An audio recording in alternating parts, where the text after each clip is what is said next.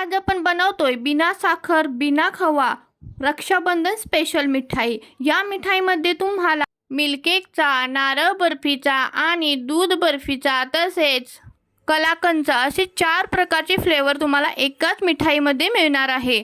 आता त्यासाठी मी इथे 1 वाटी गूळ घेतलेला आहे।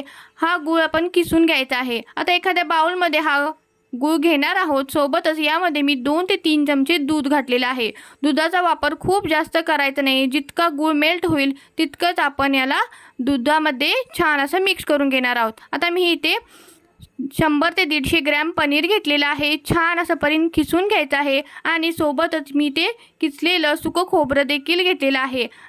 सोबतच मी इथे अर्धी वाटी मिल्क पावडर देखील घेतलेला आहे। छान असं याला मिक्स करून घ्यायचं आहे। आता कढईमध्ये 1 चमचा तूप घालायचं आहे। तूप छान असं मेल्ट झालं त्यामध्ये आपण बनवलेले हे मिश्रण आहे ते घालून घेणार आहोत आणि 2 ते 3 मिनिटं हलकं परतवून घ्यायचं आहे। आता हे छान असं परतवून झालं की यामध्ये आपण गुळाचं जे मिश्रण आहे ते घालून घेणार आहोत। पुन्हा आपण याला 5 ते 6 मिनिटं सतत हलवत मंद गॅसवरती शिजवून घेणार आहोत। जोपर्यंत हे हलकं ड्राय होत नाही तोपर्यंत आपण याला शिजवून घ्यायचं आहे।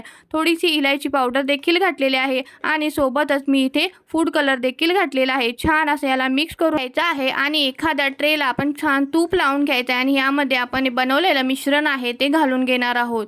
छान असं याला सेट करून घ्यायचं आहे। एखाद्या पळीने किंवा एखाद्या वाटीने आपण याला प्रेस करून घ्यायचा आहे, जेणेकरून आपल्या ज्या वड्या आहेत त्या एकसारख्या बनल्या जातील। वरून थोडंसं मी इथे बदामाचे काप देखील घातलेले आहेत आणि छान असं याला सेट करून द्यायचं आहे। अगदी 10 ते 15 मिनिटात हा आपला 4 in 1 मिठाई तयार होते। अगदी सुपर सॉफ्ट दाणेदार हेल्दी टेस्टी मिठाई बनवून तयार होते। व्हिडिओ आवडला तर लाईक करायला विसरू नका।